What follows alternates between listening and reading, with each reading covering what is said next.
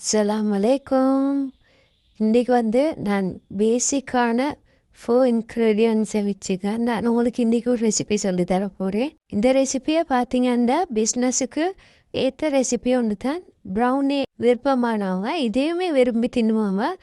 So ஃபஜ்ஜியான chocolate biscuit cake எப்படி செய்யணும்னு பார்ப்போம். ஸோ அதுக்கு நான் ஒன்று ட்ரேயில் ஒரு கிரேஸ் பண்ணிக்கிறேன். அப்போ தான் உங்களுக்கு வந்து மிக்சரை வந்து உங்களுக்கு உடனே போட்டு செட் பண்ணிக்கொள்ளும். ஸோ அதுக்கு நான் ட்ரேயில் இன்றைக்கி கொஞ்சமாக செய்கிற சுட்டியும் காவாசி அளவு தான் நான் கிரேஸ் பண்ணி வச்சுக்கிறேன். அதோட நான் இன்னொரு பவுலில் மில்க் பிஸ்கட் எடுத்துக்கிறேன். உங்களுக்கு வந்து மாறு பிஸ்கட் அப்படி இல்லைன்னா டைஜஸ்டிவ் பிஸ்கட் கூட எடுத்துக்கொள்ளும். ஸோ நான் இன்றைக்கி மில்க் பிஸ்கட் வச்சு தான் செய்கிறேன். ஸோ நான் சின்ன பேக் பிஸ்கட்டை வச்சு இன்றைக்கி நான் இந்த அளவுக்கு செஞ்சுக்கிறேன். பிஸ்கட்டை வந்து இது மாதிரி சின்னதாக பிரேக் பண்ணி எடுத்துக்கோங்க. எவ்வளோக்கு சின்னதாகிக்கோ அவ்வளோக்கு மிச்சம் நல்லாயிருக்கும். அப்படி இல்லாட்டி உங்களுக்கு பிஸ்கட்டை வந்து பவுடர் பண்ணி எடுத்துக்கொள்ளணும். ஸோ நான் அதையும் பிரேக் பண்ணி ஓரமாக வச்சுட்டு நான் இன்னொரு பவுலில் சுகர் எடுத்துக்கிறேன். அதுக்கு கொஞ்சம் கொக்கோ பவுடர் அதோட வெனிலா எசன்ஸ் மிக்ஸ் பண்ணினா வாட்டர் எடுத்துக்கிறேன். வாட்டர் பார்த்திங்கன்னா நான் எடுத்த அளவுலேருந்து ஹாஃப் அமௌண்ட் தான் நான் இப்போ மிக்ஸ் பண்ணுறதுக்கு எட் பண்ணிக்கிறேன். ஸோ இதை வந்து சுகர் நல்லா டிசால்வ் ஆகிற வரைக்கும் நல்லா மிக்ஸ் பண்ணி எடுத்துக்கோங்க. ஸோ இது மாதிரி சுகர் நல்லா டிசால்வ் ஆகி வந்த பிறகு நான் இதுக்கு பட்டர் எட் பண்ணிக்கொள்கிறேன். பட்டர் எட் பண்ணி சின்னதாக ஒரு மிக்ஸ் பண்ணிவிட்டு நான் இதை வந்து பேனில் சேர்த்துக்கொள்கிறேன். இதை பார்த்திங்கன்னா நீங்கள் 1 மினிட்டுக்கு மாதிரி குக் பண்ணி எடுத்துக்க வேணும். அதுக்கு ஃப்ளேம் பார்த்திங்கன்னா நான் மீடியம் ஃப்ளேமில் தான் வச்சு குக் பண்ணுறேன். ஸோ நான் ஆல்ரெடி சொன்ன மாதிரி ஹாஃப் அமௌண்ட் வாட்டரை நான் சாக்லேட் மிக்ஸ்சருக்கு எட் பண்ணினேன். ஸோ இப்போ அதை நான் அகெயின் பேனில் எட் பண்ணிக்கொள்கிறேன். ஸோ இது இப்போ நல்லா மிக்ஸ் பண்ணிக்கோங்க. சரியாக 1 மினிட்டுக்கு மாதிரி நல்லா மிக்ஸ் பண்ணி எடுத்துட்டு அதை அப்படியே பேன்லேருந்து இறக்கிக்கோங்க. ஸோ இந்த இன்க்ரீடியன்ட்ஸ் பார்த்திங்கன்னா எல்லாமே பேசிக்கான இன்க்ரீடியன்ட்ஸ் தான். இதே மிச்சமாகவே குக்கிங் சாக்லேட் யூஸ் பண்ணி தான் செய்வாங்க.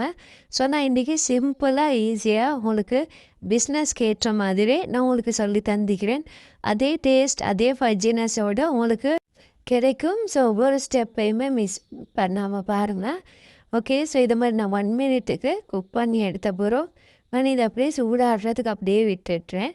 ஸோ ஆல்ரெடி நான் பிஸ்கட்டை வந்து பிரேக் பண்ணி வச்சுட்டேன். உங்களுக்கு வேணுமென்று அதுக்கு நட்ஸும் எட் பண்ணி கொள்ளும், அது ஆப்ஷனல் தான்.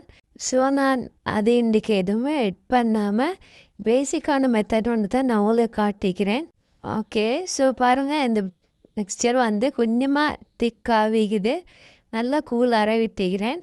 ஸோ இப்போ இதை வந்து நான் பிஸ்கட்டில் எட் பண்ணி இதை நல்லா மிக்ஸ் பண்ணி எடுத்துக்கொள்கிறேன். நான் ஆல்ரெடி சொன்ன மாதிரி உங்களுக்கு வந்து பிஸ்கட் இன்னுமே ஸ்மால் பீசஸாக பிரேக் பண்ணி எடுத்துக்கொள்ளும்.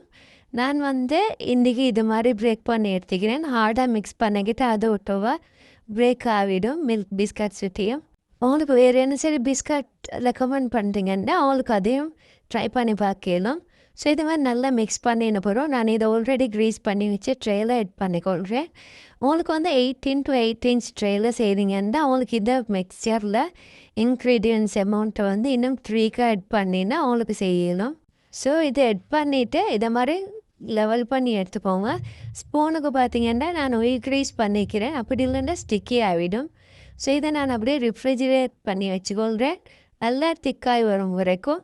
அதோட மேலே லேயருக்கு பார்த்திங்கன்னா நான் டார்க் சாக்லேட்டும் விப்பிங் க்ரீமும் மிக்ஸ் பண்ணி அதை நான் எட் பண்ணிக்கிறேன். இந்த லேயர் வந்து ஆப்ஷனல் தான், மஸ்ட் இல்லை.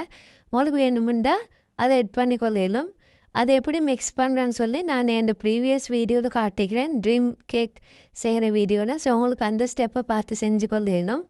ஸோ அதையுமே நான் ரெஃப்ரிஜிரேட் பண்ணி நல்லா கூல் ஆகி வரும் வரைக்கும் வச்சுருந்தேன்.